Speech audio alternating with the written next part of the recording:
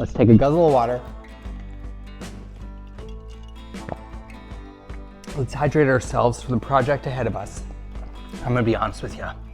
I'm nervous. I've been nervous all morning. The most nerve-wracking part of doing any new project, even though, you know what, it really, I understand that it means nothing. You know, it's just a project. It's just a terrarium. I could rip this thing apart tomorrow. I could redo it. There's nothing that's really permanent, but there's just something about taking that first step. And that's kind of the nerves that I've been dealing with all morning. It's am I gonna do it right? Am I gonna do this beautiful terrarium justice? And I don't know. We'll find out at the end of the video together, I guess, right? Let's get over those nerves. Let's dive in. Let's take those first steps. We've got some dry sphagnum moss. We've got some just clay pebbles for drainage. We've got some clay. You'll see what all this is for in a minute. We've got some peat moss. We're gonna use some lava rock pieces that I've got here. A little bit of charcoal. And now we finally end back at our sphagnum moss. You know what I didn't talk about though? Our plate full of mosses, just a couple. We've got some mood moss on there. We've got what I'm calling, it was sold to me as sheet moss down there. Commonly known as a creeping fig or a ficula or a ficus pumila is I think what they call it. And the beauty of this thing is we're gonna be able to just take clippings. It's kind of a vining plant, so it's gonna crawl all over the ground. And there's gonna be two things. There's gonna be two cool things about this terrarium. Number one, hold on, let me get a little bit of a better view. Number one, when you walk up to this terrarium, I want you to sort of have to look down inside from the top of it. So in other words, when you're observing this thing, I kind of want the observer to, you know, pick whichever window frame that they want to peer through. But then once they've picked that frame, I want them to sort of have to look down into it, just like that. We're not going to come too high on the sides. We're going to kind of keep everything, you know, nice and down at the bottom, almost like a bowl shape. But then I want this tree to kind of, you know, reach up to the top and almost kind of fill in this, what's going to be a little bit more of a void space. So that's basically what I was thinking. I want to create something where you have to sort of look down into it, where you have to get a little bit close, you have to kind of peer into it to kind of see what's going down there on the bottom. But I also wanted to fill all of this more negative space on the top with just some nice, lush, beautiful foliage on a Fukien Key tree that I'm going to enjoy watching grow. Whew! Now what to do first? That's the question, right? Well, first of all, of course, our mosses and our plants and everything living is going to be reserved for a little while. We'll save some of this stuff. Let's make some room on the table here. Similar to when I made my moss wall terrarium, we're going to do a little bit of that in here, except instead of, I'm not going to go up the entire back wall or anything like that. See the line that's kind of going around the bottom of the glass there? I think what I'm going to do is sort of try to organically follow that line with just a little bit of a moss, what should we call it? Maybe a moss border, a moss edge. Nonetheless, what we need to do to actually stick some of that moss to the wall to create that border is we need to use some of our just natural, I'm using a natural modeling clay. And the reason I'm using this is because it gives me a lot of stick.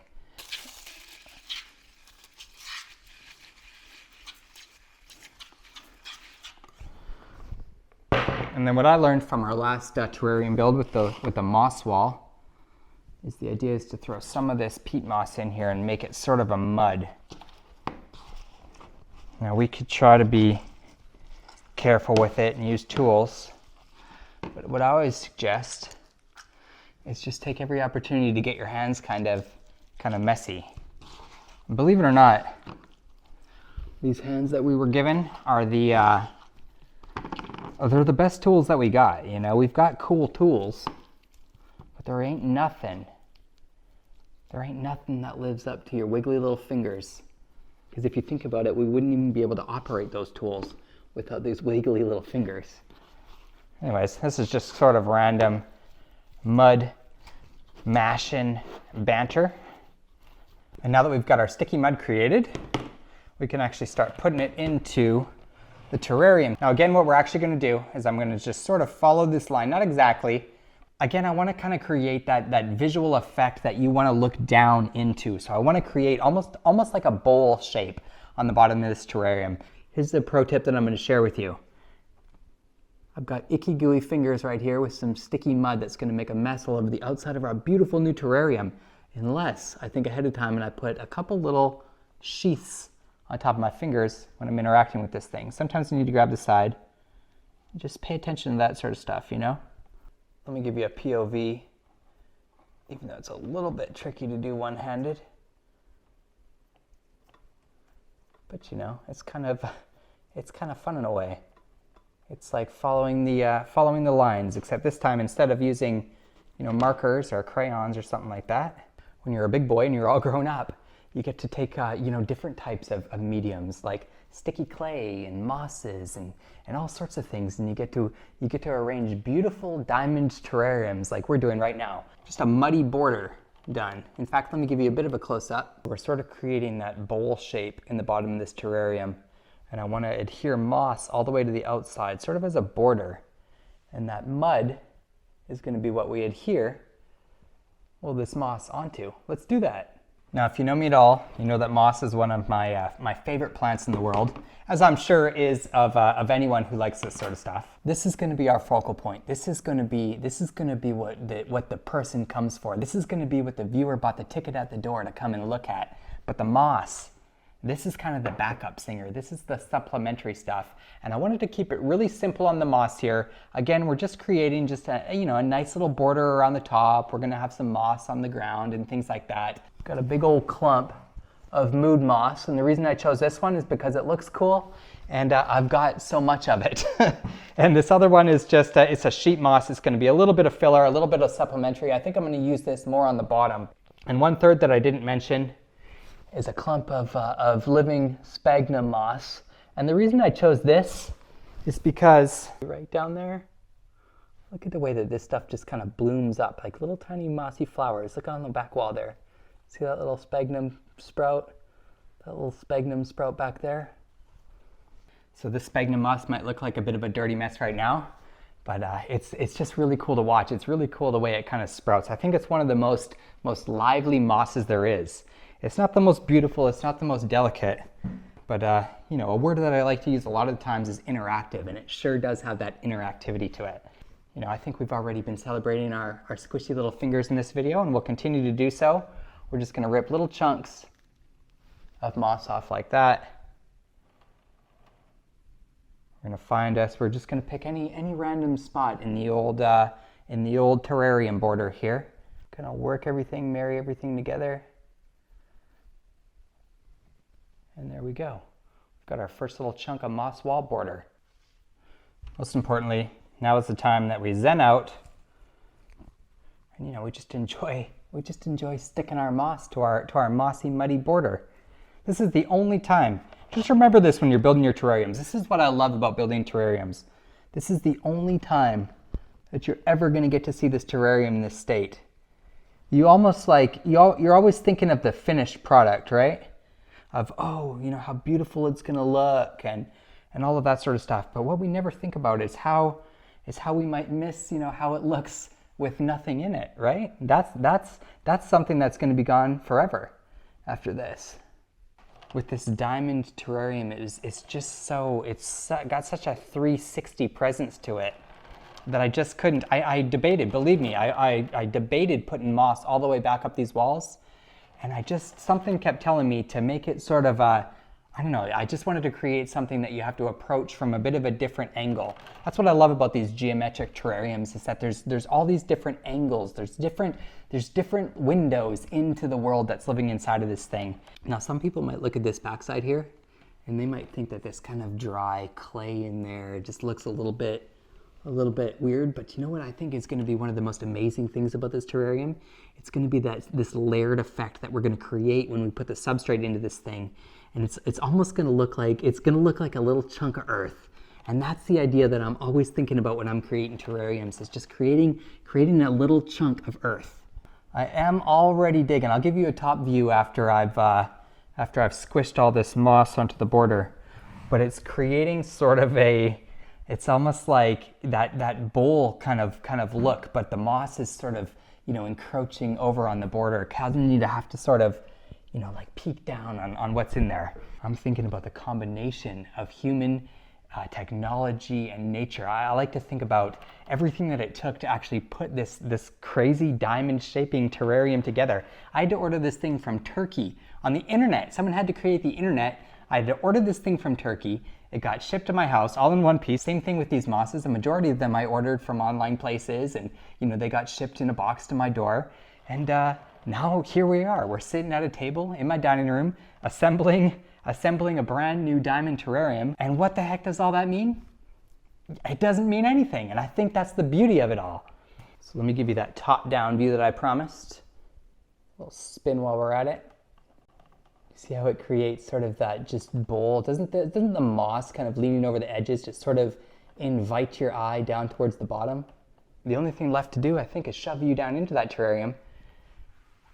Give you as close of a view as I can. And just kind of hope it works out. I think we have achieved our goal though with this whole kind of inviting bowl effect going on that makes you sort of want to go down into it. I'll give you one more tip. If you really just want to lose your mind into some wacky thoughts, go for a long walk in nature. It's really simple. I usually say the longer the better, but kind of a 2 to 3 hour, sometimes even 4 hour walk. It's that last, third hour that it'll really get you when you're gonna find yourself in a moment where you're gonna look around and you're gonna ask yourself, just in your subconscious, it's not even gonna be very obvious, but you're gonna ask yourself, where the hell am I and how am I surrounded? You're gonna take stock, you're gonna find yourself in the present moment is what you're actually doing. And finding yourself in that present moment it's gonna change your life. And I don't know how that ties back to me building this terrarium, but that's how I got here. Now before we move on, let me give you one more pro tip. You see this little this spinny tray that I'm using? This thing cost me $9. $9 on Amazon. And look how easy it makes working on a terrarium. I can see it from any angle. I can flip it and show you the front. I can show you the back. It makes terrarium building just that much more pleasant. So before we get started with all of the fun stuff, before we get started with our peat moss and actually creating the ground, our lava rocks, and the actual design of this thing, before we do all of that, we want to create what's called a drainage layer on the bottom of this terrarium. Just a little bit of a layer of these rocks at the bottom. We don't want anything sinking down into our drainage layer besides, drainage water. We're gonna put just a little layer of sphagnum moss down on top of that rock. Got us a little puff of sphagnum moss. Again, we're just trying to create just a barrier on top of those rocks.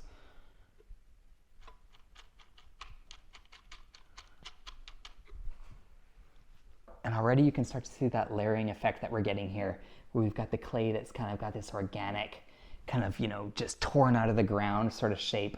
And then we've got our base layer here, our sphagnum moss. So one more thing left to do. We might as well stick with the same camera angle. It's been working. But we've got to put just a little layer of charcoal in there. Going to pull some of the nasties that kind of soak down through the substrate down into our drainage layer. And because this is a closed system, it's just one of those little things that's going to kind of help keep everything nice and tidy. So I've got a layer of clay pebbles. I've got a layer of sphagnum moss to protect those clay pebbles.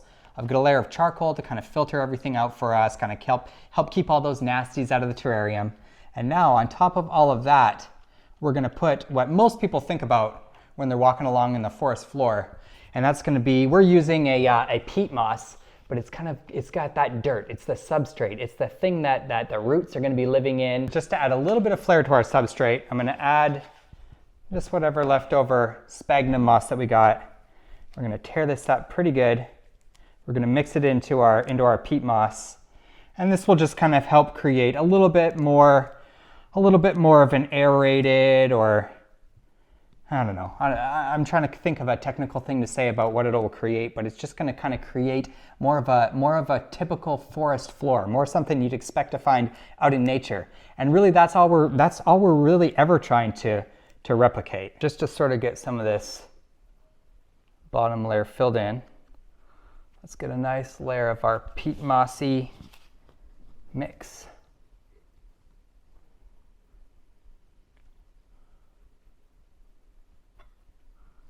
We're going to take this opportunity to start playing with some of these lava rocks in there as well. We're going to throw some of these in there. We're going to throw some soil around them. We're going to use our wiggly little fingers. We're going to shift everything around. We're going to get creative, and hopefully at the end of all of this, we have something a little bit organic, a little bit natural looking, but also a little bit too perfect to be completely organic and natural. And that's the idea of this diamond look down terrarium. I hope you guys are okay with this camera angle, because I sure have been using it a lot. It's just nice with this big opening. I can kind of stand behind here and use both hands. But you can also get sort of get the same view that I'm getting when I'm working with these things here. All right, so I wanted to get one nice little chunk in the back there. Let's start kind of pushing everything towards the back and creating that slope that we're talking about.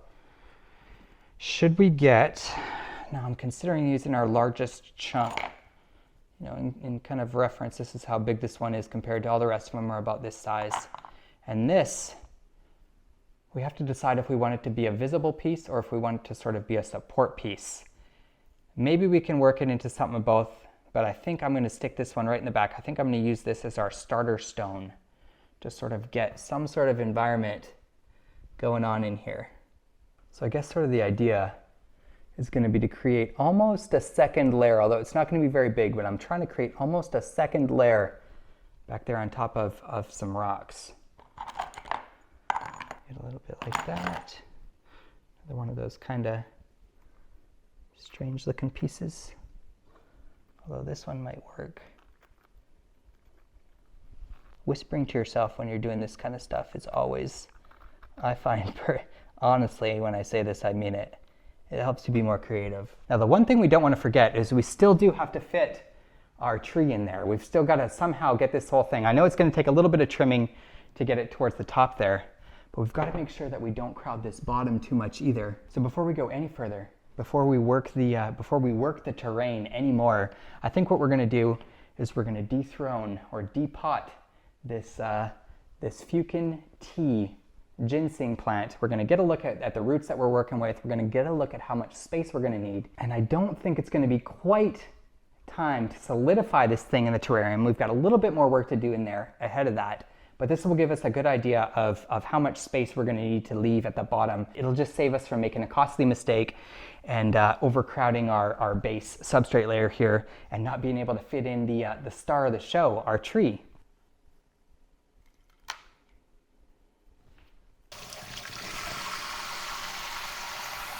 Yeah, that just makes everyone feel a little bit better about themselves, doesn't it? It's this moment when everything starts to get a little bit exciting. It makes you want to rush a little bit. And what I've learned about doing projects like this is that this isn't the time to rush. This is the time to relax. It's the time to be in that moment, to enjoy what you're actually doing, to realize that you, for some reason, get to construct a little chunk of earth that you're going to get to keep on your shelf and admire and watch grow, and all sorts of wonderful things are going to happen with this terrarium.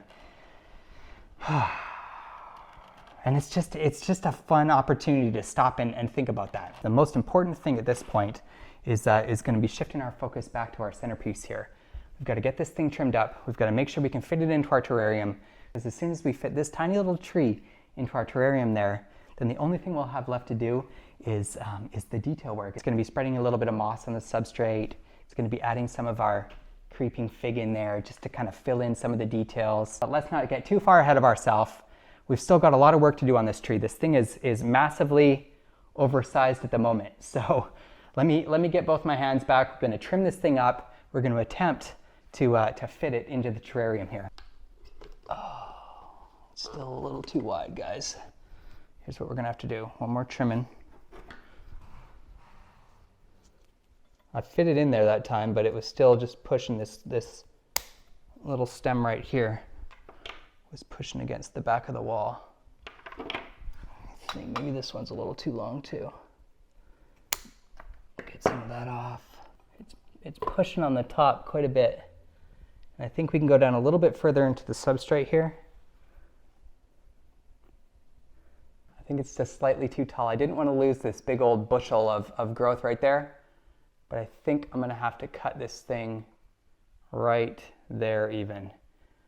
And it's kind of sad, but as we watch all that new growth go away, like that, well, we'll get to watch all sorts of new growth sprout on this thing, and we'll get to train this a little bit better into this terrarium. So, you know, it's not all sad. It is. I wanted to keep that little puff in the top, but you know what? This is going to work out just fine too. I mean, cutting that top off, though, I will admit, makes this thing just seem, it fits so much better. Okay. So that's more what I was thinking anyways. We've got to throw some moss on the substrate to add a little bit of life to that brown down there. We've probably got to throw another rock or two in there somewhere. And of course I can't forget about this creeping fig. I just got this in the mail the other day, so we're going to take some cuttings off of this thing and kind of weave it into this thing somehow as well. But it's that critical stage. It's that detail stage. It's that last little step across the finish line that we're about to do now. I might put a little bit of something special right around the trunk there just to bring some focus to it, but I do want to shove some of this moss, you know, down into the cracks and the crevices, and specifically in the back. So yeah, I'm really taking advantage of these tools here, guys. I'm not even just using them for the video. I'm really needing them. I feel kind of lucky to have them. Ugh. Sometimes it would just be a little, even if you do have a nice big opening like this, sometimes it's a little too awkward to get your sausages in there. I might even take a little bit more of my mud and kind of build up the moss a little bit more in the back there. But I just had this idea of using this rock down here as sort of a step. Can you see what I'm talking about? Just right in the front here.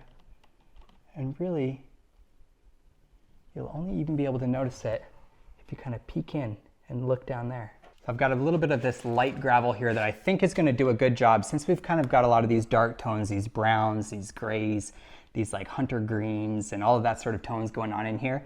Even that cracked earth on the side, that kind of alien planet, you know, smashed into, I don't know, I'm getting away with my words here. The point is, I've got this light gravel that we're going to put around the base of that tree, but it's not down there specifically for the tree. What it's down there to do is, again, draw separation to that bottom level. And just get it into the terrarium here.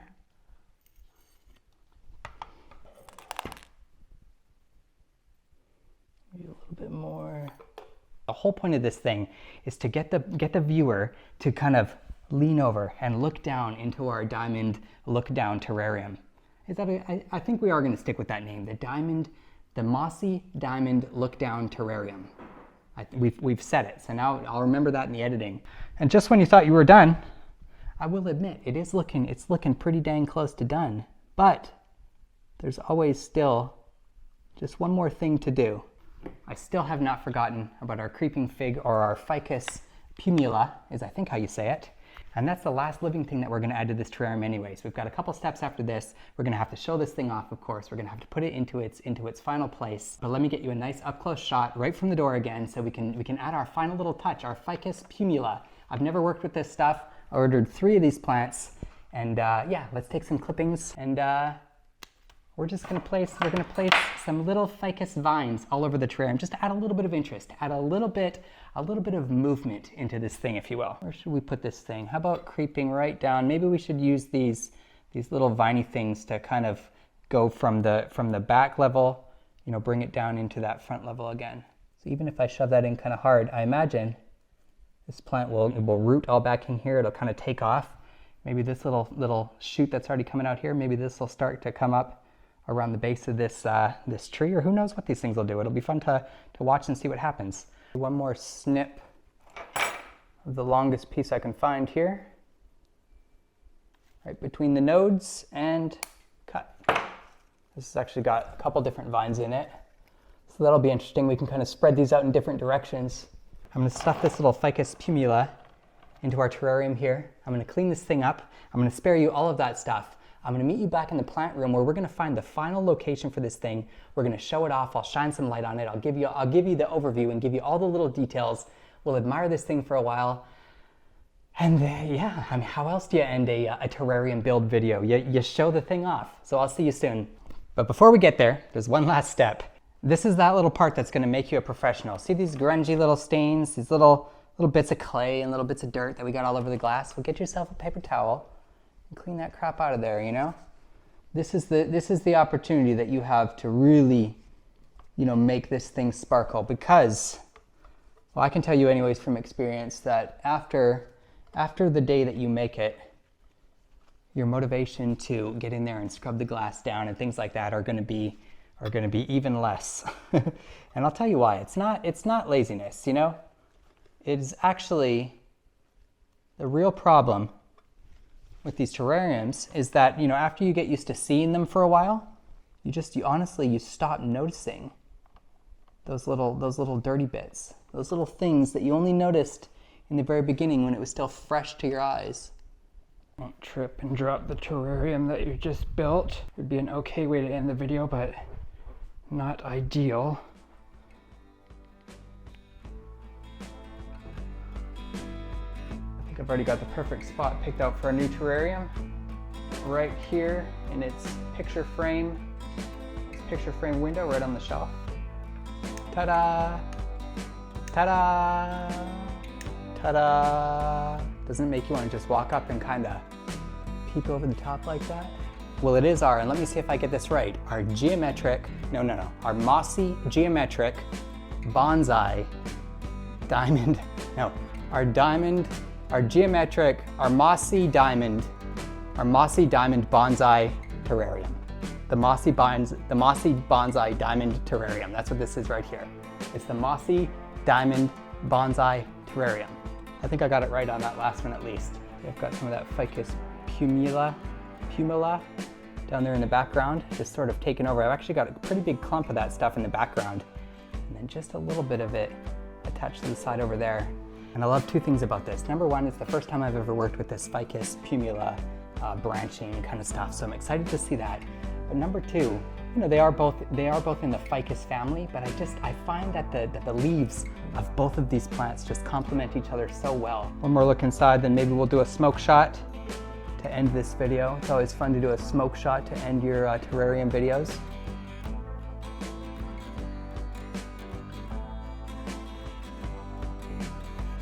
Of course, I'll do one more for you. I learned that if I kind of blow towards the bottom, it keeps more of the smoke in there.